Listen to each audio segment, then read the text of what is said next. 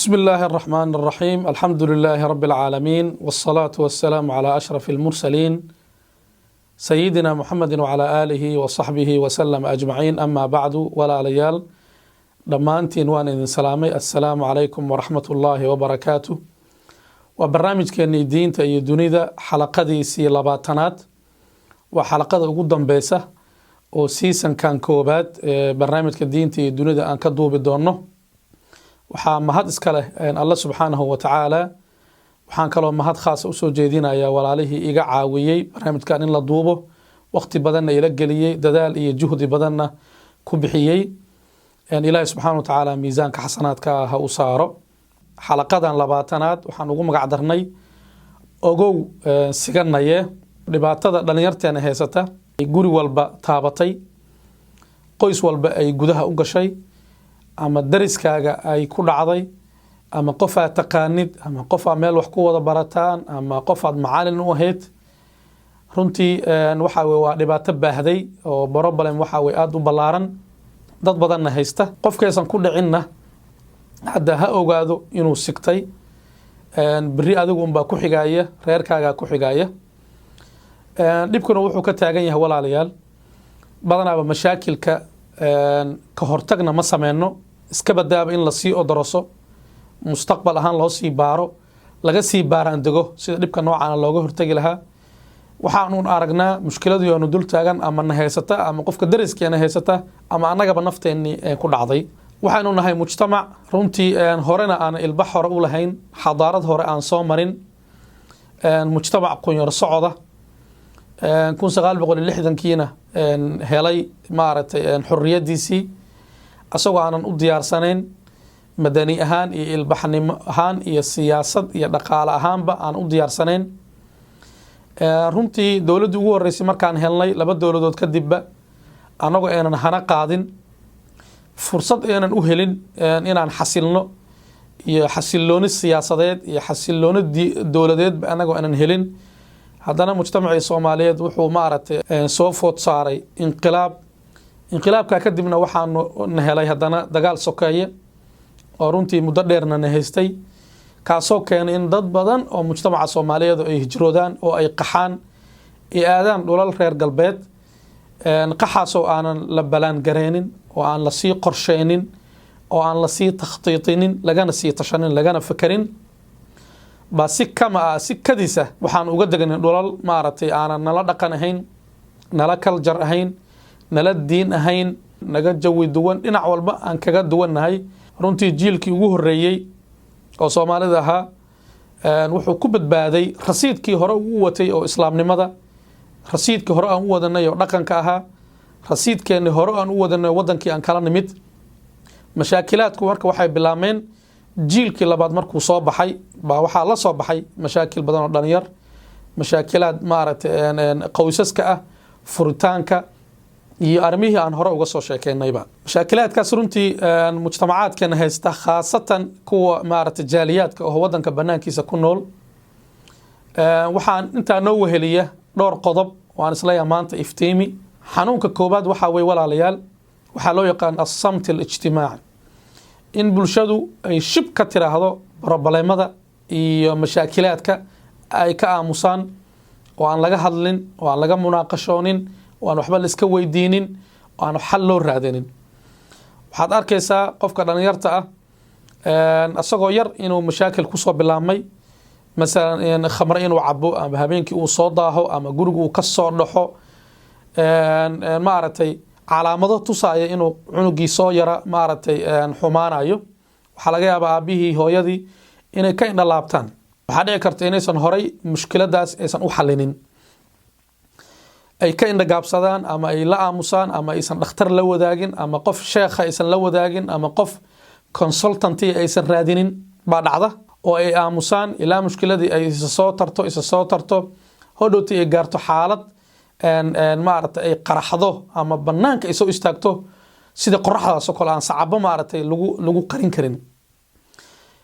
mushkilada noocaasoo kaleeta markay xataa ay halkaa gaarto, wacyigelin kama sameyno oo dadka maaragtay awareness lagama sii siiyo oo war ha laga digtoonaado cidna ma tiraahdo ilaa ay daahiran noqoto oo guri walba ay taabato oo maaragtay masaladu isku bedesho maaragtay arrin aan la qarin karin runtii dhibka noocaasa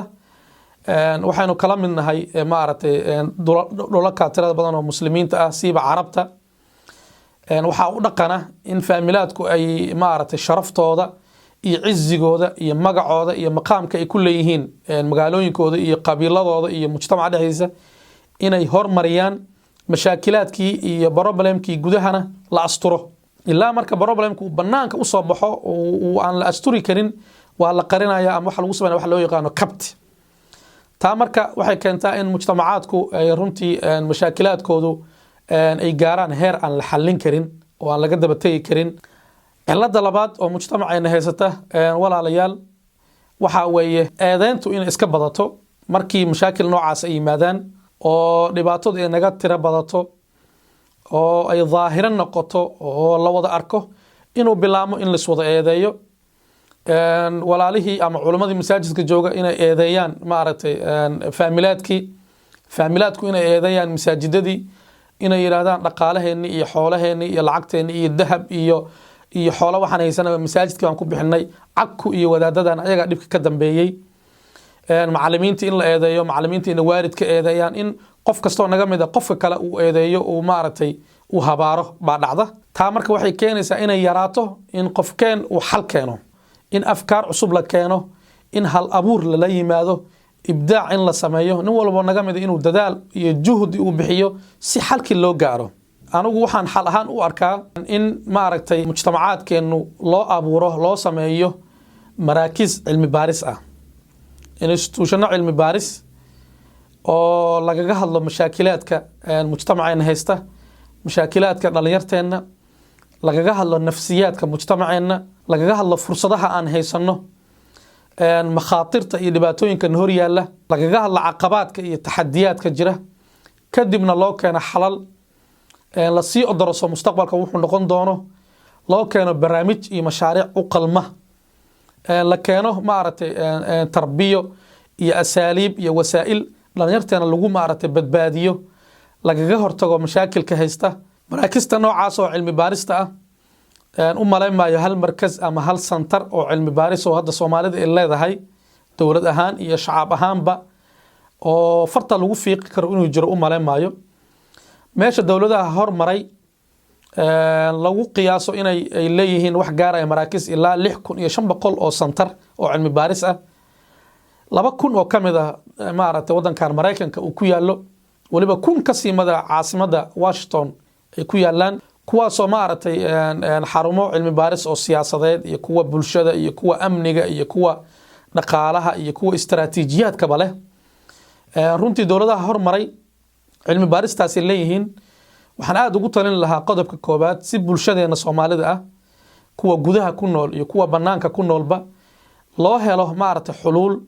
iyo afkaar iyo mashaariic iyo barnaamij mujtamacana lagu hormariyo ilbax looga dhigo reer magaal looga dhigo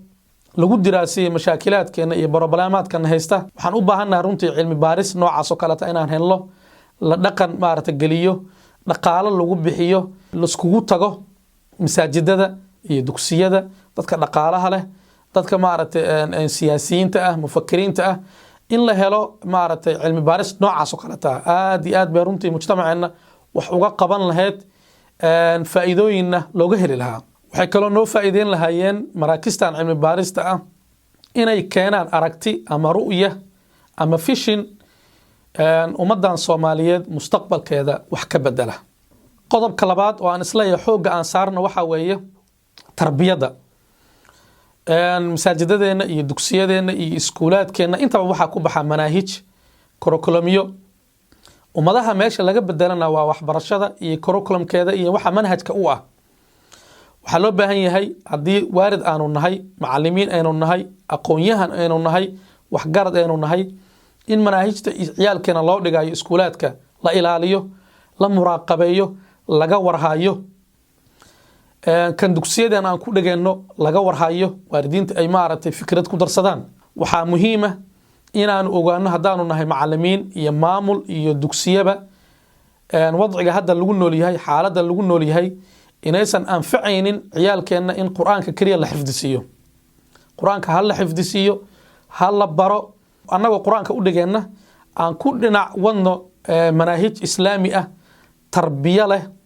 fikir leh, hal abuur leh, ha lagu dhinac wado si loo helo mustaqbalka dambe awlaad isku filan,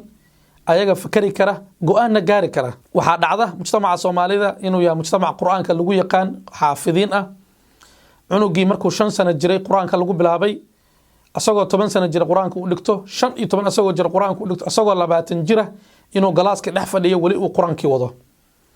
cunugaasoo kale oo qur-aankii keliya aan barnay, sidee noloshaan uu ula jaan qaadi karaa? mashaakilaadkan caalamiga oo waaweyn oo ka xoog badan see iskaga celin karaa?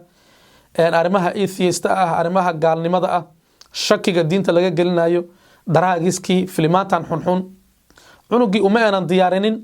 inuu mashaakilaadka noocaas ka hortago, uu la tacaalo, go-aan uu gaaro, difaacna uu leeyahay. waxaan u baahannahay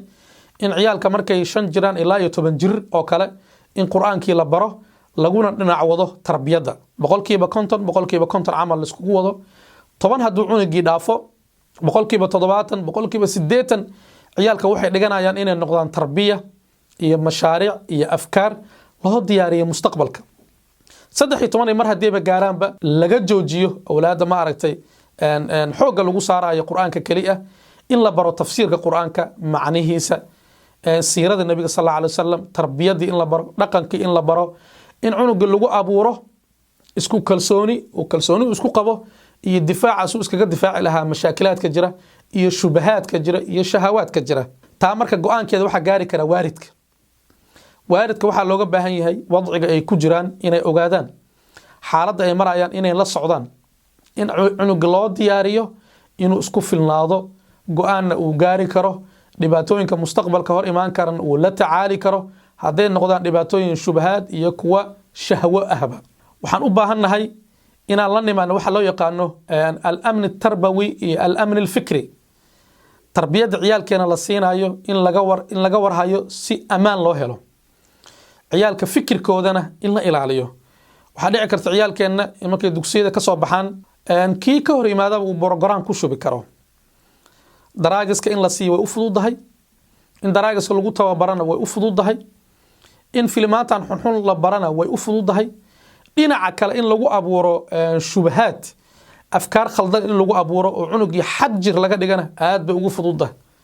asagoo cunuga ku nool masalan Mareykan ama Yurub ama wadamo Caraba ku nool, 2-3 cajaladood hadduu dhageysto, YouTube-ka uu galo, waxaa laga yaabaa cunugaas intuu isxirxiro inuu aado Suuriya, inuu ka qayb galo dagaalo ISIS ay wadaan oo kale, inuu Ciraaq oo kale dagaal u aado iska soo qarxiya dhici karta. maxaa ku kalifaya cunugeenna soo quraankii soo bartay, asagoo diintii bartay, inuu haddana u dhagan nugul yahay in shubahaad lagu shubi karo, inuu naftiisii qarxiyo. ayadana waxaa weeye waxaan dareemaynaa in ciyaalkeena amnigooda iyo amaankooda ama nabadgeliyadooda maanka ah ama fikirka ah aan laga shaqeynin, nabadgelyadooda tarbiyadda inaan laga shaqeynin. waxaan idinkaga tagayaa waalid haddaanu nahay in amniga iyo nabadda tarbiyadda iyo nabadda fikirka labadoodaas inaan xoog badanna gelino, muraaqabeno. si taa marka loo helo waa inaan awood u yeelanaa in institutionaadka aan leenahay waalidku ay awood ku leeyihiin, involve ay ku yihiin, ay ka warqabaan, la xisaabtamaan masaajidada iyo dugsiyada, iskuulaadka, xarumaha santarada oo community ay leeyihiin, inaan involve ku noqono, lala xisaabtamo dadka mas'uuliyaadka ah, manhajka ay dhigayaan, curriculumka ay dhigayaan, waxa ay ciyaalkeena barayaan in ay wax ka bedeli karaan. sida hadda aan ku soo socno 20 sano ugu dambeysay, sina anfacaysa ma ahan, mana ahan mid aan uga gudbi karno mashaakilka haddeertaan hor yaalla. si aan u badbaadno waxaan u baahannahay manhaj iyo curriculum ciyaalkeenna u qalma, fikir ahaan iyo bulsho ahaan iyo tarbiya ahaan iyo akhlaaq ahaanba. inta kulan kale aan kala kulmayo waxaan idin leeyahay wa ilaa liqaa'in aakhar. wassalaamu calaykum waraxmatullaahi wabarakaatuh.